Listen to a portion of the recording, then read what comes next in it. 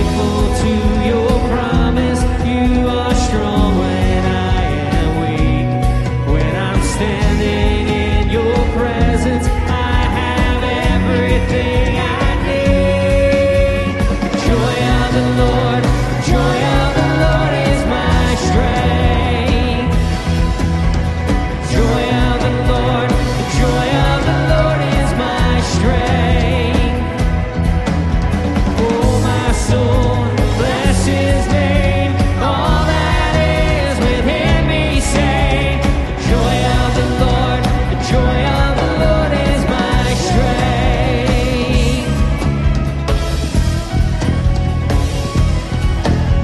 The joy of the Lord, the joy of the Lord is my strength.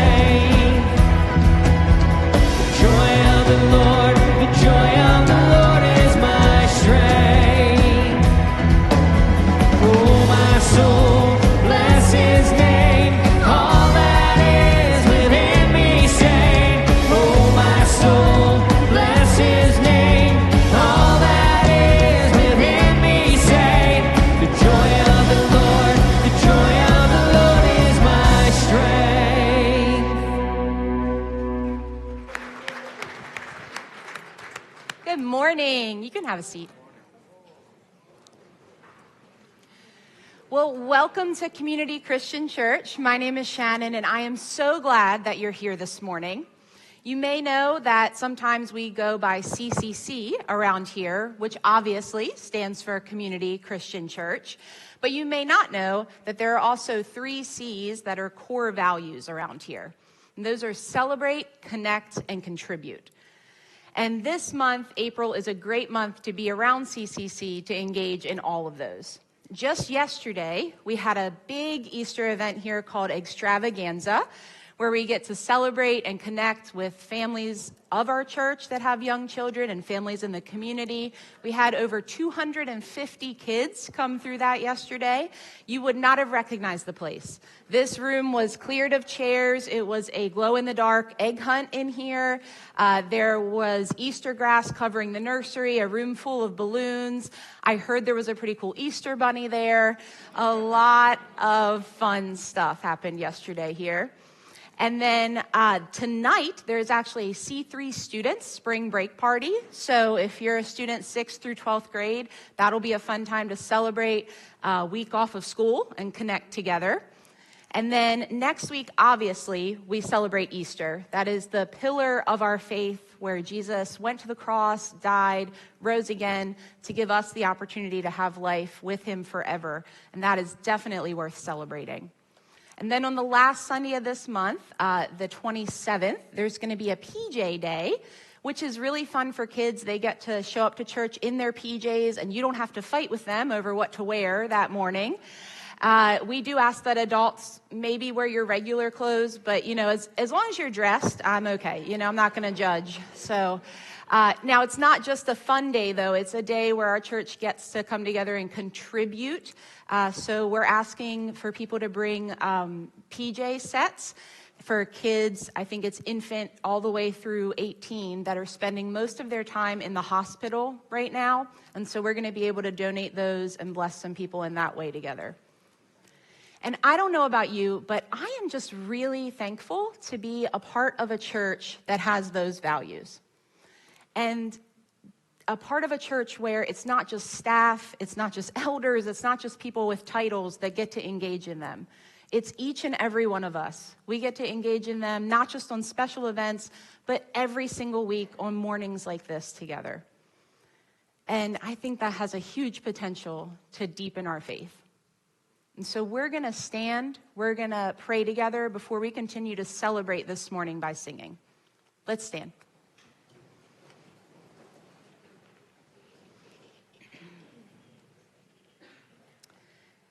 God, I just thank you so much for this church, for this community, for each and every person who celebrates, connects, contributes to make it what it is, and to reflect you to the world around us. I pray that if there's anybody right now who feels like maybe they're on the sidelines of living out some of those values, that you would give them the courage to have a conversation this morning about jumping in.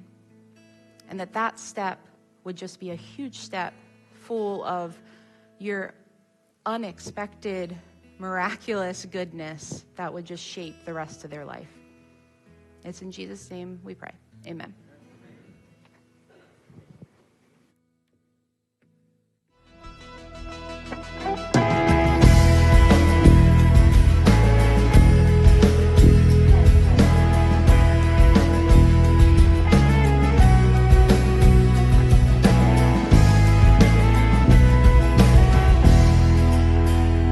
This is the day that the Lord has made. We will rejoice as we lift his name. This is the day that the Lord has made. Come and rejoice. We will rejoice and be glad in it. Whether the sun will shine, whether the skies will rain, I know that you are good. This is the day you made. Whether in life or death, whether in joy or pain, I know this truth remains. This is the day you made. This is the day that the Lord has made. We will rejoice as we lift his name. This is the day that the Lord has made. We will rejoice and be glad in it. Now I can walk in faith. You will protect my way. Your every work is good. This is the day you made. I am a child of yours. You are the one who saves. I am redeemed by love. This is the day you made. This is the day that the Lord has made. We will rejoice as we lift his name. This is the day that the Lord has made. Come and rejoice. We will rejoice and be glad in it.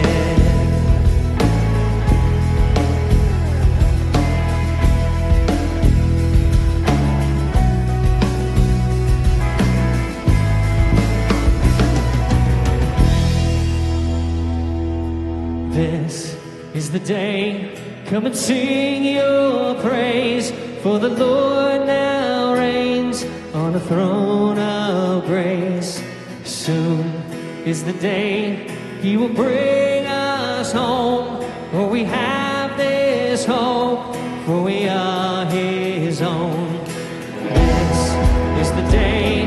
Come and sing your praise, for the Lord now reigns on the throne of grace. Soon is the day he will bring us home, and we have this hope, for we are his own. This is the day that the Lord has made. We will rejoice as we lift his name. This is the day that the Lord has made. Come and rejoice. We will rejoice and be glad in it. Come and rejoice. We will rejoice and be glad in it.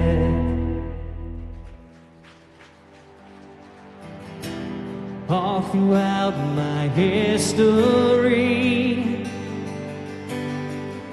faithfulness has walked beside me. When the storms made way for spring, in every season from where I'm standing, I see the evidence of your goodness all over my life, all over my life. I see your promises in fulfillment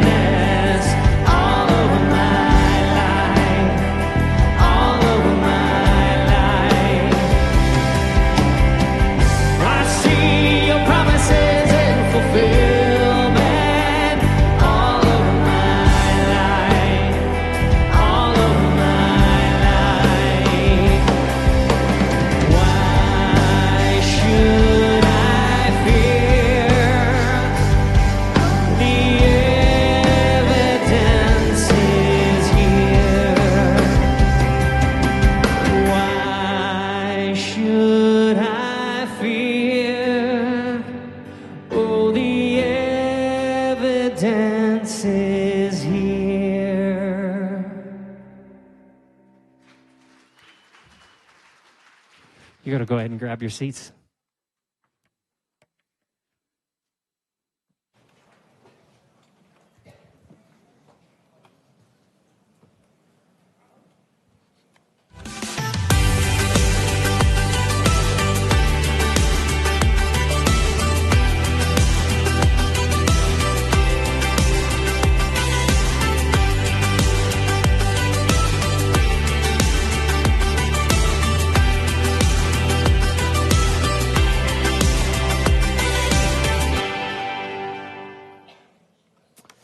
Well, hey, everybody, happy Sunday to you.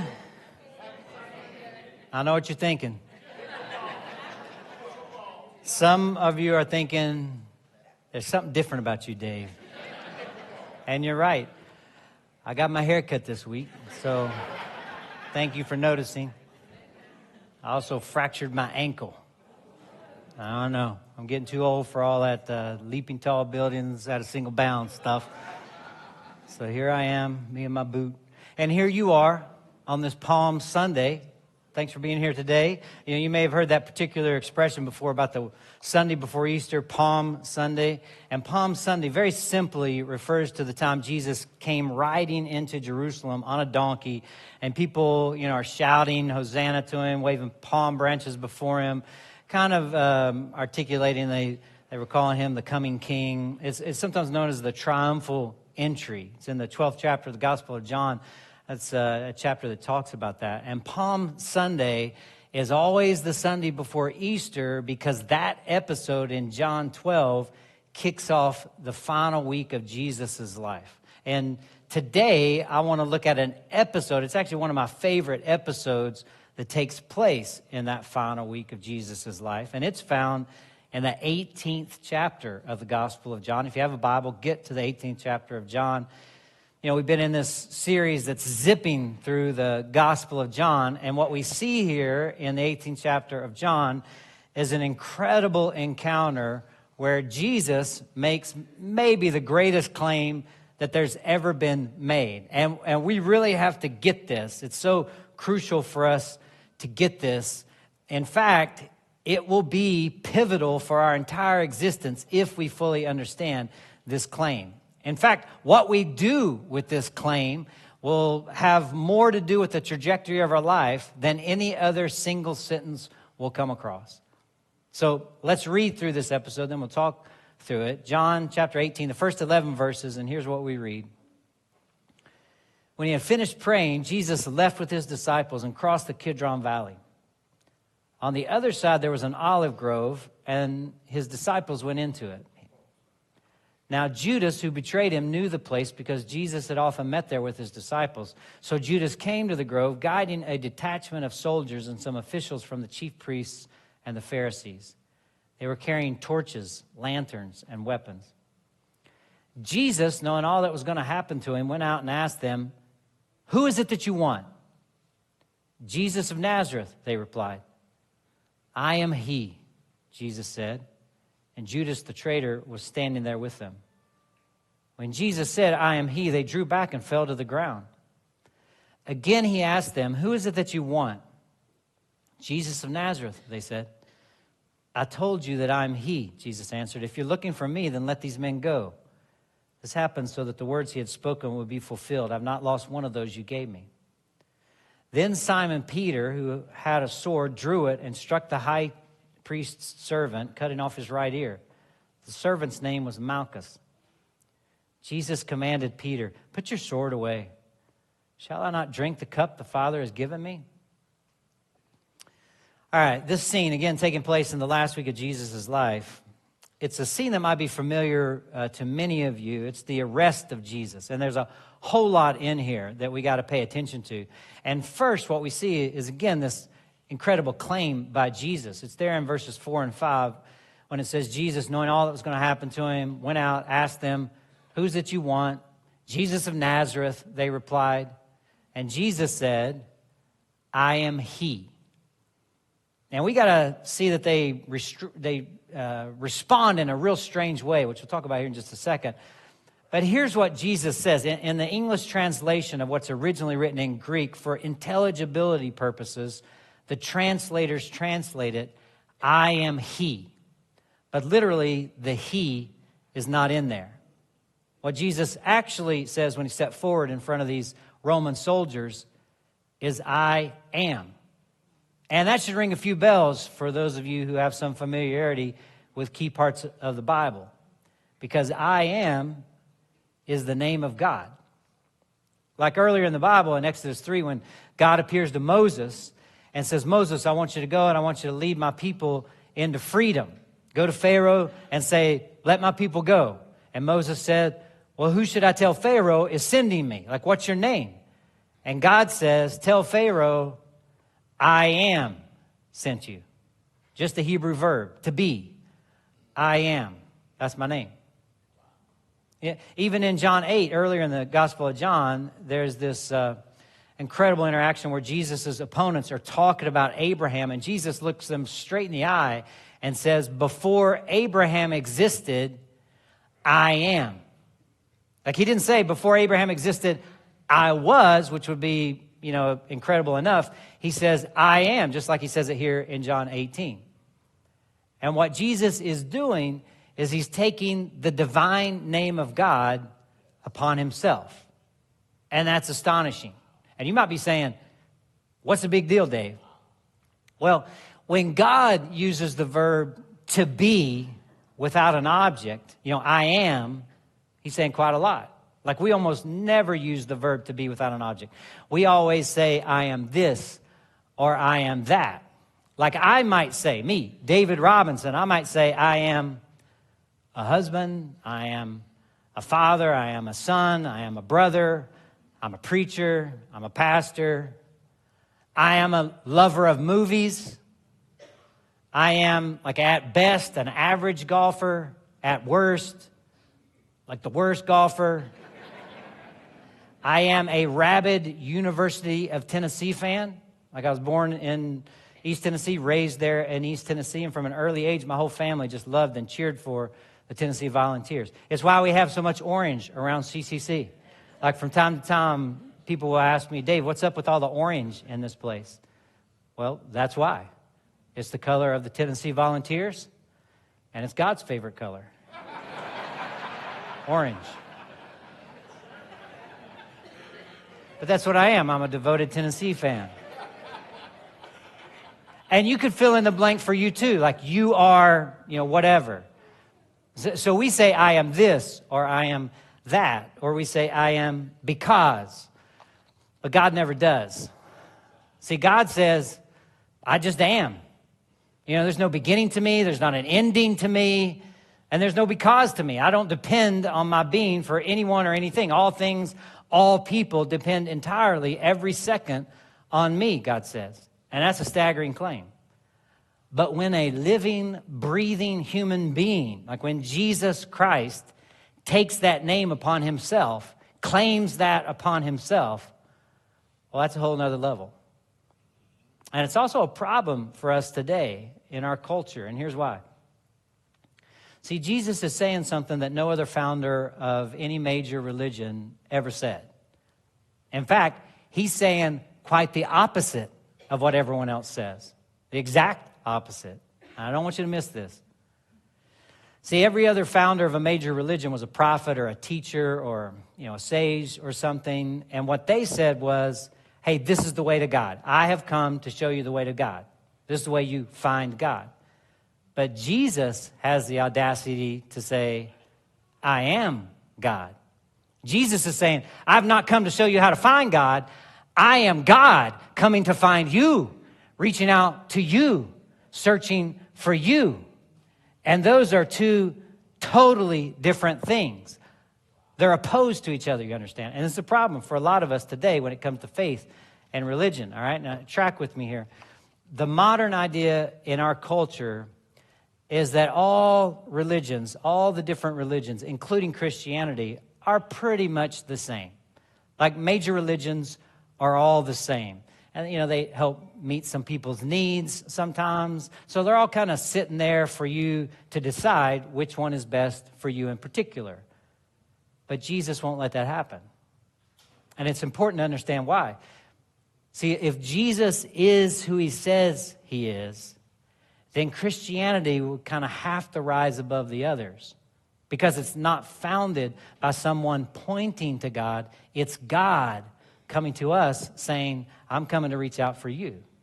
And therefore, if he's right, it has to be a notch above the others. But if he's wrong, like if he's a liar who's just pumping sunshine to us, or he's just crazy, then it can't be one religion among many. And we should despise it and have nothing to do with it. See, we approach faith and religion by asking the question, what can this do for me? We want to get something out of it. But we should instead be asking, is this true? Because if it's true, well, it changes everything. You know, I'll hear people say often enough, they hold to the stance, well, you know, I don't know if Jesus is the Son of God and all that, but I love the teachings of Jesus, which only goes to show that they haven't read them. Seriously, and I'm not trying to make fun of anybody here. I'm just trying to say you probably haven't read the teachings of Jesus if you hold to that position. Because if you read the things that Jesus said, well, they're absolutely saturated with this self-understanding as God. Like a couple of things he said. There's this one place where he says to his opponents, I keep sending prophets to you down through the centuries, and you keep killing them. And we're like, what? Who are you? Like, here's a human being, Jesus, saying, I've been sending you folks for centuries. Another time he says, I saw Satan fall from heaven like lightning. We're like, you saw what? Where were you? Who are you? What are you smoking? And this is on about every page, you know. And so it brings us back to this. Either Jesus is who he said he is, and that would make Christianity a superior faith, or he's not who he said he is, and it would make it an inferior faith. But Jesus will not sit on the shelf with all the rest. It can't. He can't. He won't. And it's not a matter of, Dave, you're just being intolerant. Nope. I'm just listening and paying attention to what the guy said. Are you? Jesus claimed to be Lord and God, the one true God. And we got to decide about this. C.S. Lewis, in his classic book, Mere Christianity, he says it like this. This has become known as Lewis's trilemma. And here's what he writes. I'm trying here to prevent anyone from saying the really foolish thing that people often say about him. And I'm ready to accept Jesus as a great moral teacher, but I don't accept his claim to be God. That is the one thing we must not say. A man who was merely a man and said the sort of things Jesus said would not be a great moral teacher. He would either be a lunatic on the level with the man who says he is a poached egg, or else he would be the devil of hell. You must make your choice, he writes. Either this man was and is the Son of God, or else a madman or something worse. You can shut him up for a fool, you can spit at him and kill him as a demon, or you can fall at his feet and call him Lord and God. But let us not come with any patronizing nonsense about his being a great human teacher. He has not left that open to us. He did not intend to. You see, he's saying Jesus claimed to be God. And if he made that claim knowing it isn't true, then that makes him a liar. If he made that claim and he thought that claim was true, but it's not true, well, that would make him a lunatic.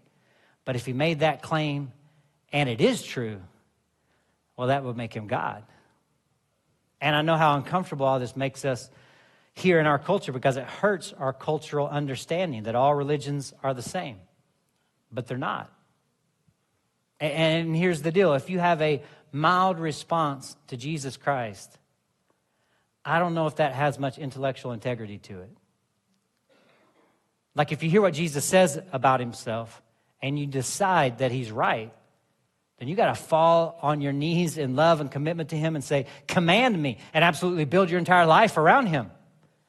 Or if you decide he's wrong, you should have nothing to do with him or his faith. You shouldn't want to read his teachings or find him inspirational at all. You should have absolute disdain for him. Or thirdly, It has integrity to be temporarily neutral because you're trying to sort it through it all. But the thing that doesn't seem to hold water to me is to say, I kind of like Jesus. He kind of inspires me. I kind of like his teaching. I come to church ever so often. I'll pray to him sometimes. That doesn't hold water. To tepidly respond to Jesus Christ means you're not listening to him. You don't even know who he is. And this is so important. This is why John makes such a big deal out of who Jesus is all throughout his gospel. That's his main concern, the identity of Jesus Christ. And this here in John 18 is the greatest claim in history. And it's the most important thing. Our decision about this will be the most important stance that we ever take in our lives. Now, what happens next in John 18 is pretty fascinating. Because Jesus gets out there and he says, I am. And did you notice what happens next? Verse 6, when Jesus said, I am he, they drew back and fell to the ground. All right, so what's this all about here? Well, if we go back up to verses 2 and 3 there, so Judas came to the grove, guiding a detachment of soldiers, some officials, chief priests, Pharisees. They're armed, they're carrying torches, lanterns, weapons, but he's guiding a detachment of soldiers. And that word detachment is a formal word. And it could mean one of several things. It could mean, as a detachment of soldiers, it could mean about 200 soldiers. Or it could mean about 400 soldiers. Or it could mean up to 1,000 soldiers, about 250 of which would be on horseback. It could mean any of those things, this particular word. But let's just take the lowest, the smallest number there, 200. 200 soldiers, plus all these other people, and they're armed to the hilt. That's quite a group to send after a Galilean rabbi, don't you think? And these would be imperial troops. These would be battle-hardened soldiers, tough guys, no matter how you look at it. And here's a mild-mannered carpenter, a teacher, a philosopher, a rabbi, and he stands up and he says, I am. And this entire Roman troop is knocked flat on their backs. Why? Well, it's because, and we see this all throughout the Bible, it's because nobody can stand on their feet in the unveiled presence of God's glory. Everybody loses their footing. And there are all these examples all throughout the Bible, like in Ezekiel 1. Ezekiel, God appears to Ezekiel there and he's knocked flat. Or you can go to 2 Chronicles 5 in the Bible. And in 2 Chronicles 5, they just dedicated the temple. And when they dedicate the temple, the glory of God comes down like fire. And we're told that the priests, they could not stand to minister. Literally, they were knocked flat. They couldn't stand up at all. Or in Isaiah 6, some of you are familiar with that episode.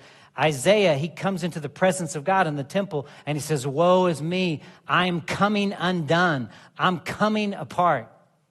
So like all throughout the Bible, when we see the unveiled glory of God, just a glimmer of it, we find that nobody can stand on their feet before God's power and glory. They all lose their footing. They're all knocked flat.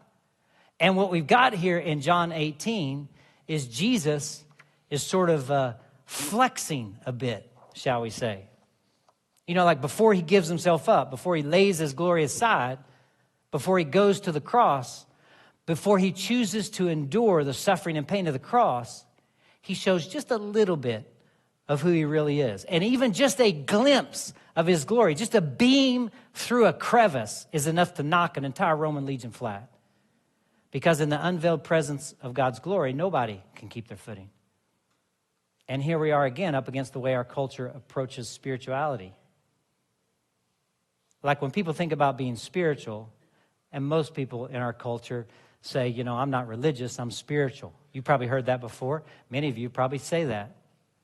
And what people are usually tending to think about is this. When they think about being spiritual, they think, well, God is a divine presence. God is a divine spirit of love. And spirituality means that I'm in tune with that. And spiritual feelings mean warm, wonderful, inspiring, positive, uplifting things. It's all incredibly squishy. But that's not reality. See, when people actually got near even a portion of God's glory, they were terrified. It was traumatic. It wasn't warm. It wasn't wonderful. It knocked them flat. They were scared to death because nobody can stay on their feet in the unveiled presence of God. Everybody's knocked over.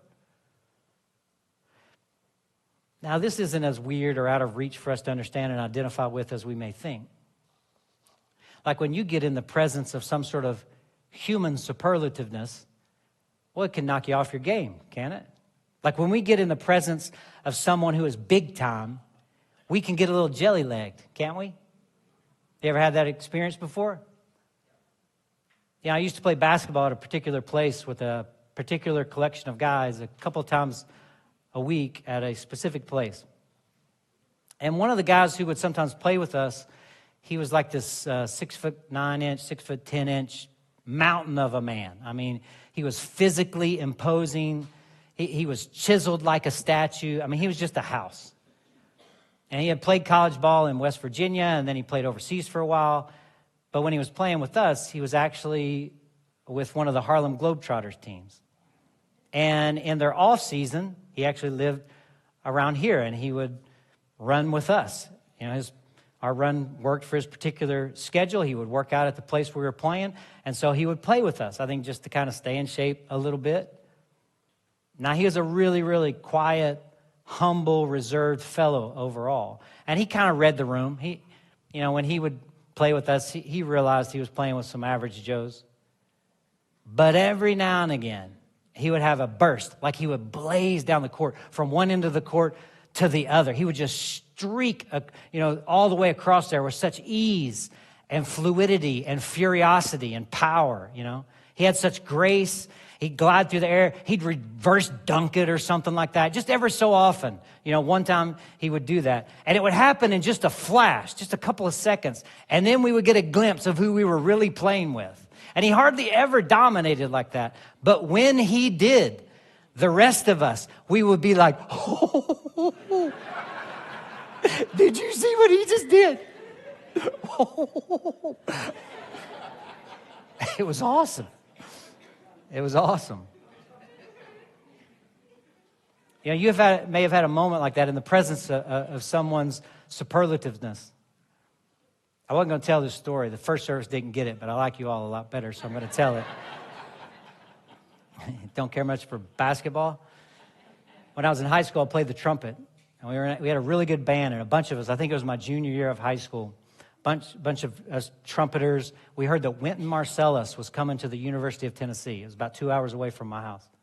And it was on a school night. He was appearing with some orchestra. We didn't really pay much attention to who the orchestra was. But on a school night, on a Wednesday, we drove down to the University of Tennessee in hopes of hearing the great trumpeter Wynton Marsalis. And we sat through this orchestra. And again, I don't remember who they were. They were traveling around the country. But it was terrible. It was like 2.5 hours long. And they didn't play anything that we really knew. It wasn't like they were playing something like, I don't know, Tchaikovsky's 1812 Overture or Shostakovich's Fifth Symphony or, I don't know, Aaron Copland's Appalachian Spring or something like that. They weren't playing anything we recognized. They were playing all this odd music for 2.5 hours. It was so sleepy. And we were just sitting there thinking, we came all the way down here for this. When is Wynton going to come out? He finally comes out at the very end, and he played one song. And it was The Flight of the Bumblebee. You know how short The Flight of the Bumblebee is? It's like 1.5 minutes long. We'd sat through 2.5 hours of this terrible orchestra. Wynton comes out, and he plays for 1.5 minutes, The Flight of the Bumblebee. He's just going on and on. And he ends that thing with a crescendo. I mean, it is awesome. And we were like, this is the greatest moment of our lives. Play it again. Give us 3 minutes instead of 1.5 minutes.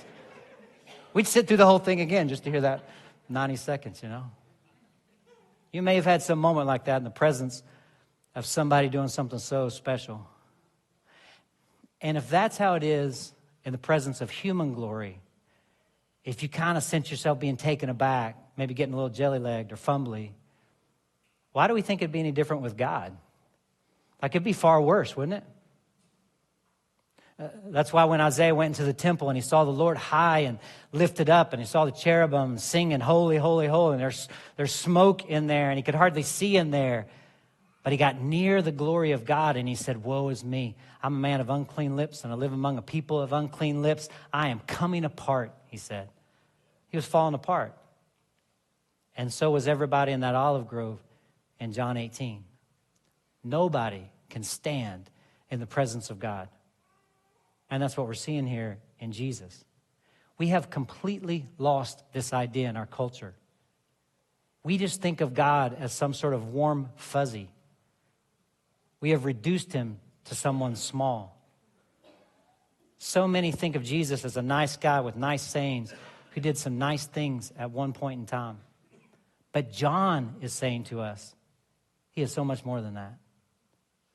Does your picture of Jesus, does it need to expand?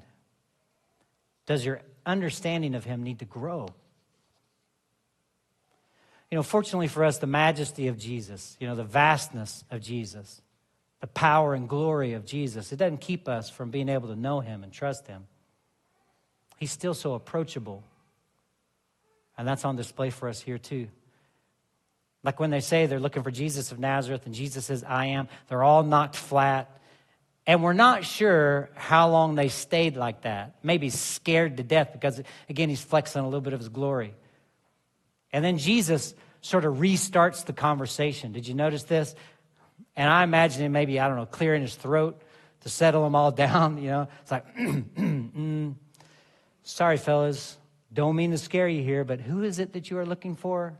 And one guy real sheepishly in the back is like, Jesus of Nazareth, sir? And in verse 8, it says, I told you that I'm he. If you're looking for me, Jesus says, then let these men go. And this happened so that the words he had spoken would be fulfilled. I've not lost one of those you gave me. Now, gang, this right here is why we can trust him. Keep in mind that when the soldiers arrived, all the disciples were in mortal danger as well. Because, the soldiers probably numbered 200 people. And protocol was, if you were arresting someone, you also would arrest all their followers. And there's about a dozen or so of Jesus' followers there with him. And they're almost certainly going to be taken away and thrown in prison. And nobody would ever hear from them again. But Jesus deliberately says, hey, it's me you want. Take me. Are you seeking me? It means literally, are you demanding me? Then let them go. And ironically, or maybe not, the words let them go, they mean forgive them. Forgive them and take me. Me for them. Substitution, gang. This is the heart of our faith. Let them go and take me instead. See, what's going on here is the great exchange. This swap is happening right here in the garden in John 18. Jesus, in all his power and glory, gives himself up for us in all our weakness and sin. This is the gospel. This is the heart of our faith. And this is the heart of God toward you, whoever you are. Do you see? The great I am is saving his followers. That's what he's doing here in John 18 for them, and that's what he's done for you and me too. This is why the concept of Jesus being I am, being God in his very nature is so crucial, because if he is God, he is the only one who has the right and the position and the authority to be our substitute. He is qualified to take our place, to be our substitution in a way that no one else could be. He went to the cross and took on our sin because of who he is. What gives him the right to take our place? Well, because he's the great I am. And you and I, we have to get this, or we won't stand one day on that great day of judgment. See, he's not a martyr. Jesus is not a martyr. Don't make him an ordinary martyr. He's not just someone who sacrifices himself. He is so much more than that. He is God taking your place and mine. And we have to get this. And we can either get it now or we can find it out later. There's only one guy who's standing there that day. and it's Jesus. And if we're with him, well, we'll be okay too. It's me you want, he says. I'll take their place. Take me. Let them go. Do you believe this? Imagine believing this to the bottom of your heart. Like if you believe that Jesus Christ is God in the flesh, the Son of God, the great I am, the one who came to earth, and instead of smiting us, though he obviously could have, like look at what he did with just a glance in the garden there. Instead of smiting us, he went to the cross for us. He took our sin so that we would not be undone. And our response to that should be to fall before him with our entire lives and to build our lives around him. And listen, if you're not sure if you believe this through and through, well, keep exploring. Keep coming back. Keep trying to figure it out. You know, this scene, it's so crazy. This man speaks 2 words. An entire attachment of soldiers fall flat. And then he says, but you can take me. I'll give myself up for them. It's remarkable. And I love how it ends. Just the last verse or 2. It's so comforting how it ends. Did you notice this with Peter at the end of this episode?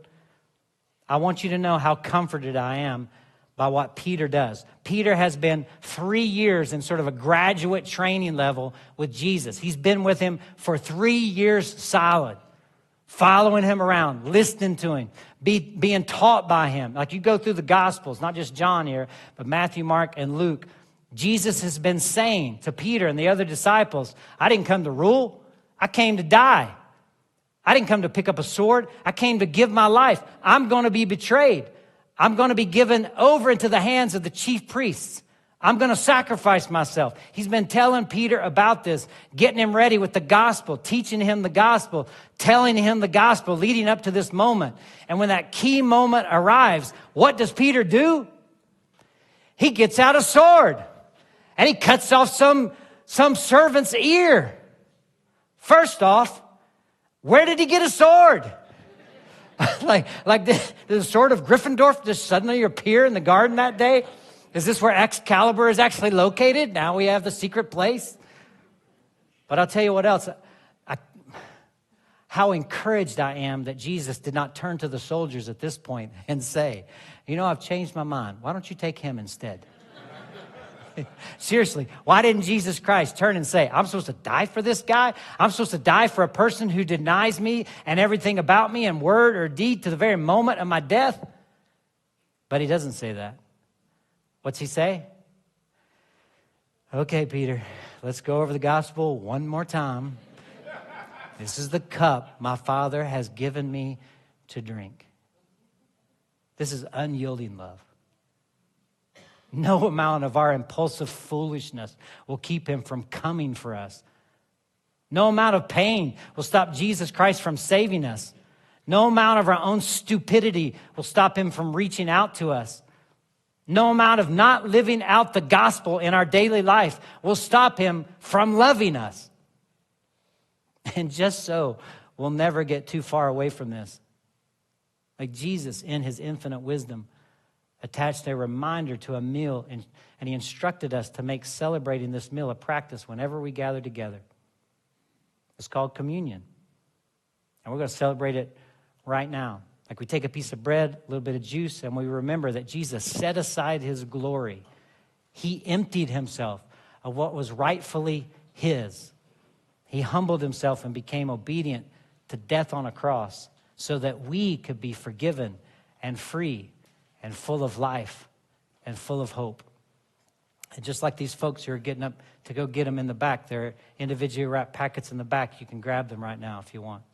And let's take a few moments and let's thank God for Jesus and all his glory and how we can trust him no matter what. Let's celebrate communion right now.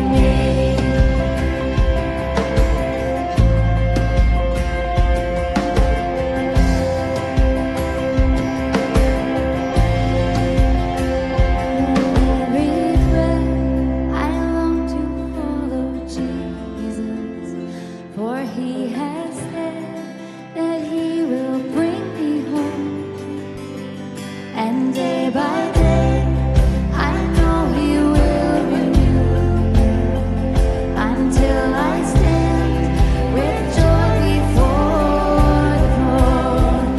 To this I hold, my hope is only Jesus. All the glory evermore to Him. When the race is complete, still my lips shall repeat, yet not I, but through Christ in me. To this I hold, my hope is only Jesus. All the glory evermore to Him. When the race is complete, still my lips shall repeat, yet not I, but through Christ in me.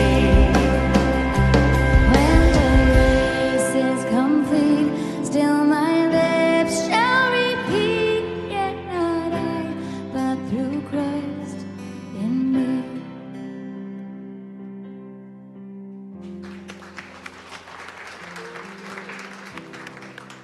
Let's pray together. God, we thank you for pouring it all out for us, for paying the ultimate price for us. And so that in just accepting that free gift of forgiveness, accepting the act of you taking our place, we can live with hope and peace and joy. And may we never grow neutral to the significance of that. It's in Jesus' name I pray. Amen. You can have a seat.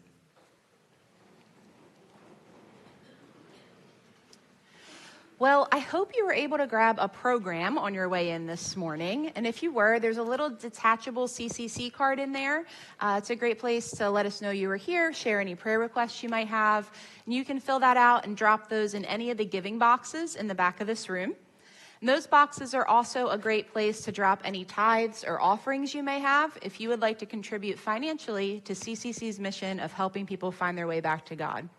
A lot of us like to give digitally. You can do that by either texting the number on the screen or heading to the website there. Both are also safe and secure ways to give. And the big event, the main event next weekend, it is Easter. We are ready to celebrate here with 4 identical Easter services. There is one on Saturday at 5, and then there are 3 normal ones on Sunday morning. I hope everyone's able to make it out to those. You should have a little invite card on your seat there. Maybe you can give that to somebody, invite some friends along with you. And we just ask, if you get a chance, head on to the website and RSVP. Let us know which one of those you and your people are planning to come to. Just helps us plan to make each and every one of those a great experience. And so I'll see you back here next week for Easter. Have a good one.